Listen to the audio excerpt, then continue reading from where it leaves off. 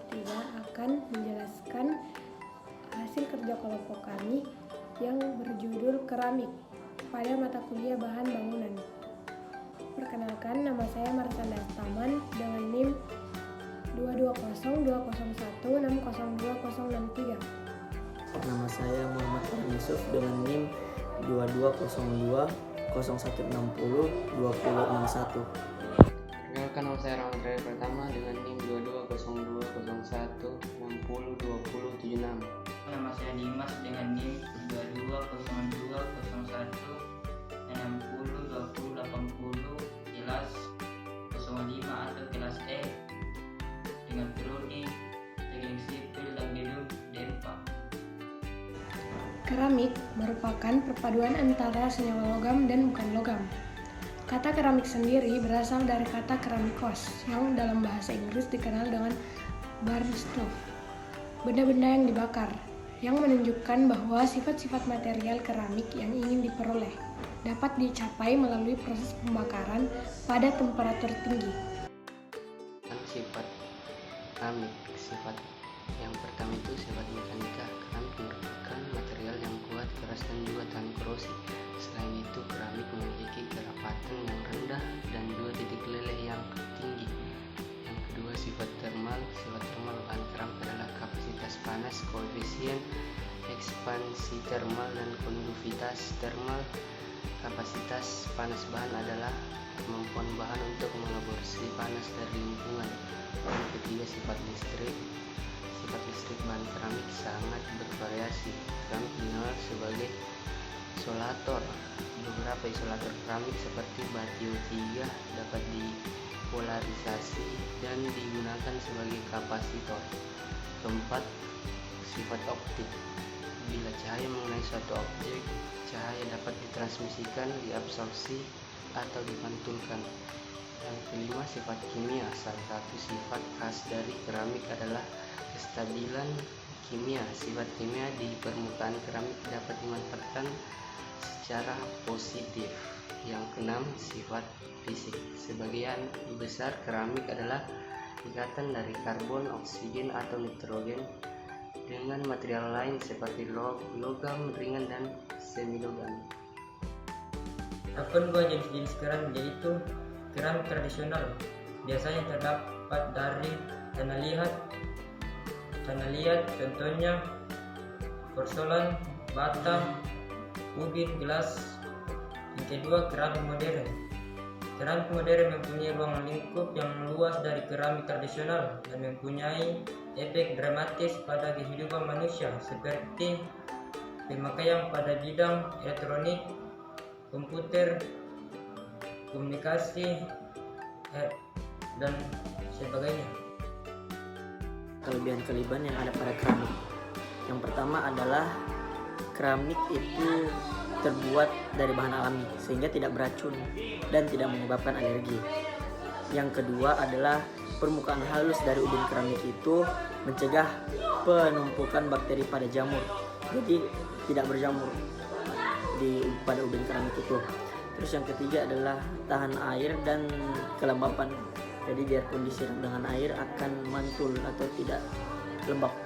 Yang keempat adalah tahan terhadap noda, jadi biarpun terkena noda sekotor apapun, keramik akan tetap bersih. Yang kelima, mudah dibersihkan, tinggal hanya dilap, dikasih air dan dilap oleh alat basah atau kering pun sudah selesai. Yang keenam, tahan lama dan bebas perawatan, jadi keramik itu tidak perlu perawatan seperti lantai-lantai lainnya, hanya perlu dibersihkan dan sudah selesai. Yang ketujuh, tidak mudah terbakar dan tidak menyalurkan api. Dan yang ke-8 adalah pilihan modelnya banyak dan beragam, kita bisa memilih berapa banyak model keramik yang ada di penjualnya. Kekurangan keramik. Yang pertama, kurang tahan guncangan dan benda-benda padat yang berat. Yang kedua, pemasangannya membutuhkan tukang yang ahli. Yang ketiga, kurangnya elastisitas sehingga tidak dapat ditempatkan di permukaan yang melengkung. Yang keempat, terkesan dingin. Yang kelima, mudah pecah, dan yang terakhir, mudah tergores. Adapun proses pembuatan keramik, yaitu yang pertama adalah pembubukan. Bahan-bahan dasar keramik umumnya berbentuk bubukan.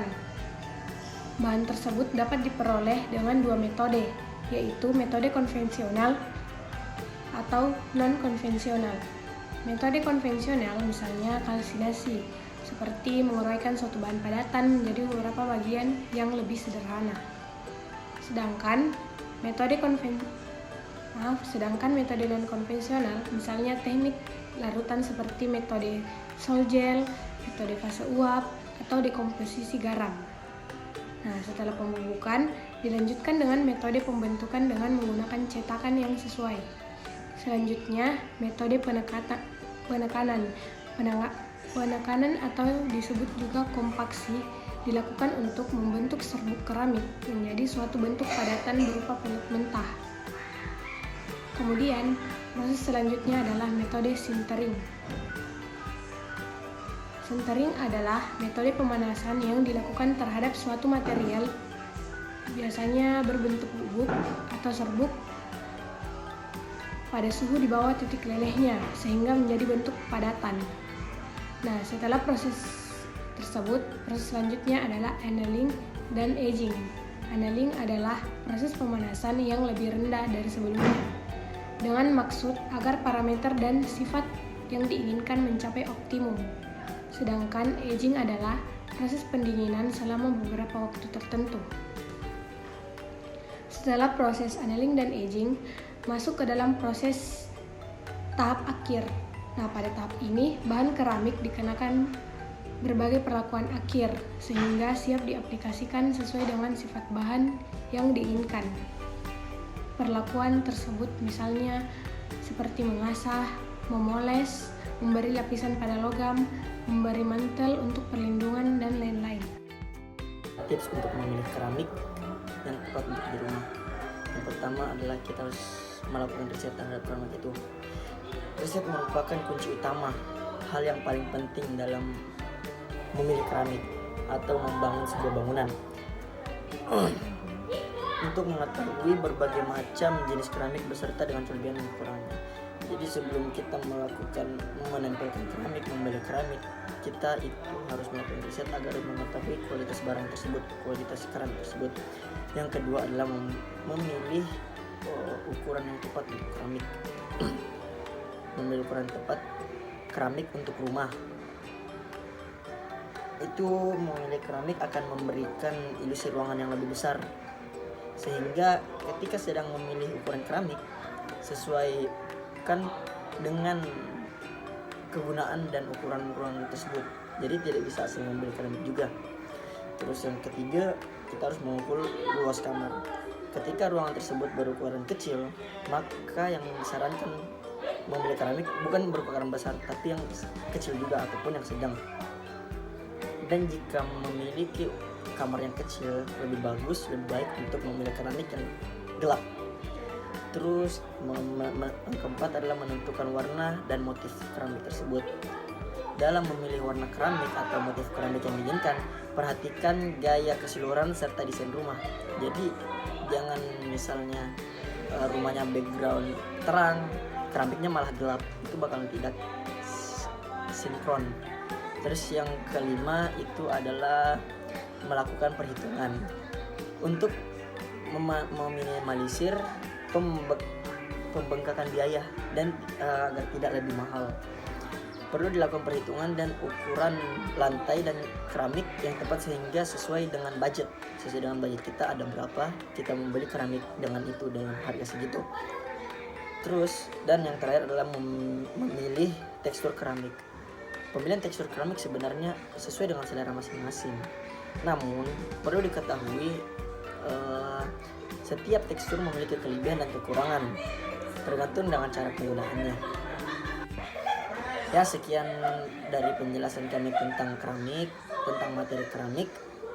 Jika ada salah kata atau kata yang tidak berkenan, mohon maaf yang sebesar-besarnya.